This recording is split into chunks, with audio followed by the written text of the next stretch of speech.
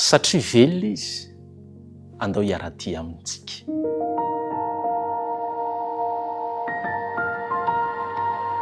Faly miaravantsika rehetra indray nahatratra ity fotoana manaraka izay iarahana amintsika ity, iarahana amin'Andriamanitra manokana ihany koa. Andao anasanao indray hanondrika ny lohanao hivavaka isika. Rainay be fitiavana tsara indrindra ny an-danitro, mankataka ny fananao hatrany izahay mba hampitoerinao aty anatinay, mba hahafahanay mandray teninao izay ho tonga famelomelomana anay indray. Tomporay ny masonao, ny voninahitra ao ane no irinay hiara-dalàna aminay, ary mba ho voninahitry naranao ny fotoana izay ho toto-sainay ankehitriny. Amin'ny anaran'i Jesosy Kristy irery ihany. Amen. Satria velona izy, andao hiara-dia aminy isika, andao hino azy isika. Ny tantaran'i Maria teo amin'ny fasana dia manambara fampaherezana lehibe ho azy ho anao. Fa maninona no manambara fampaherezana lehibe ho antsika izany? Satria dia izao, fanafahana sy fitiavana lehibe.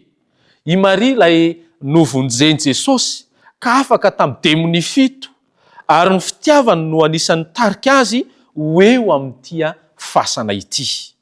Ry havana malala,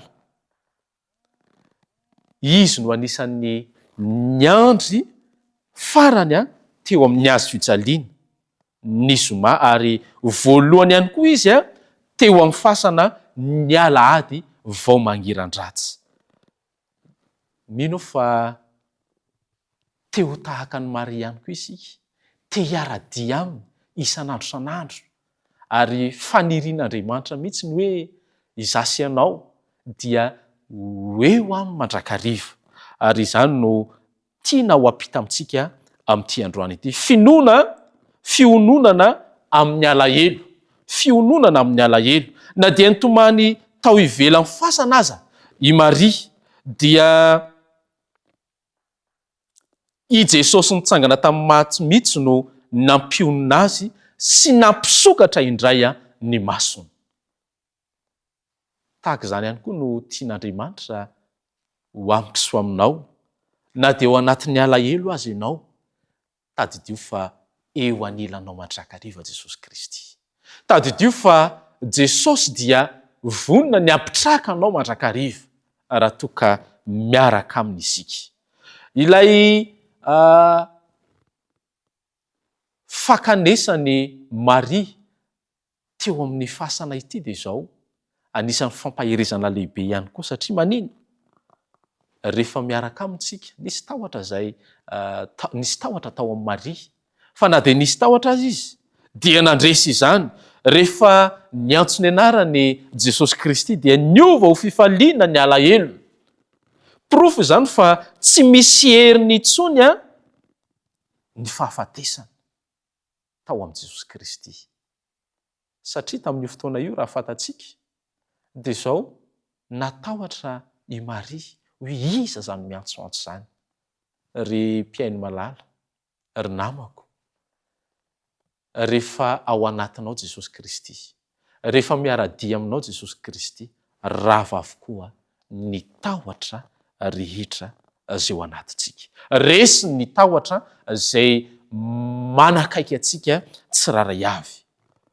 Ny fampaherezana manaraka dia izao, ilay fanantenana vaovao izay tao anatin'ny Maria, ary tiany Jesosy Kristy ihany koa ho ao anatintsika tsiraray avy. Ny fitsanganan'i Jesosy dia mampiseho fa velona ny mpamonjytsika, ary vonona iaino miantso n'ireo torotoro Jesosy Kristy.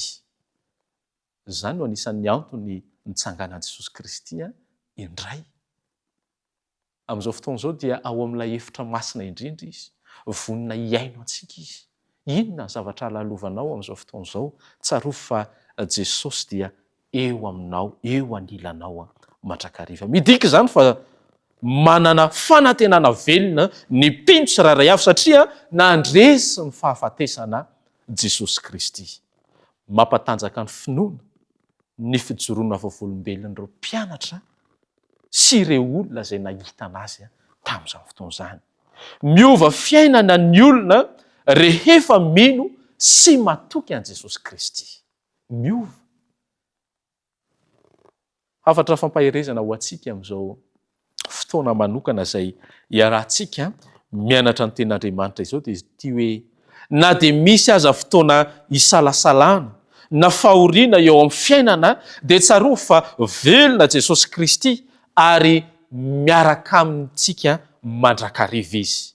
Tahaka an'ireo mpianatra izay natahotra sy kivy teo aloha dia afaka mahazo hery ihany koa isika, afaka mahazo fanantenana vaovao ihany koa isika raha toa ka manatona azy, raha toa ka miara-dia amin'ny isan'andro isan'andro. Voavonjo afaka tamin'ny fahotana i Maria. Ianao ihany koa dia raha toa ka mandray azy amin'izao fotoana, ora sy fotoana izao dia vonina izy handray anao. Vonina izy ny hanafaka anao indray. Voalohany anisan'ny nahafantatra ny fitsanganan'i Jesosy Kristy izay efa niresana tany am-boalohany dia i Maria. Rehefa afaka tamin'ny zavatra rehetra, nafahan Jesosy izy dia tsy niala teo amin'i Jesosy mandrakariva ary izany ihany koa no fikasan'i Jesosy Kristy amintsika. Tahaka ny Maria dia izao, ny Tompo dia eo anilanao foana, vonina nova ny alahelinao ho fifaliana satria velona Jesosy Kristy. Koa mahireza ary mitoera ny finoana ary matoky fa ny herin'i Jesosy velona dia manova ny fiainako sy ny fiainanao ary manome fanantenana lehibe ho antsika tsiraray avy. Manasanao indray fa hiaraka hivavaka isika. Rainay izay ny an-danitro, misaotra betsaka anao satria velona ianao, ho fanantenana ho anay, ho famelombelomana ho anay, ho fanafana anay tsiraray avy. Tompo malalo ny fanirianay dia mba ho afaka amin'ny geja ny fahotanany izahay tsiraray avy. Ary ny faniriana ihany koa raha ho avy ianao Jesosy Kristy amin'ny fiverenanao fandroany dia ho anisany ho raisinao ane ity mpanomponao izay mihaino ny tenin'Andriamanitra ity. Fatononana ny vavaka amin'ny anaran'i Jesosy Kristy irery any. Amen.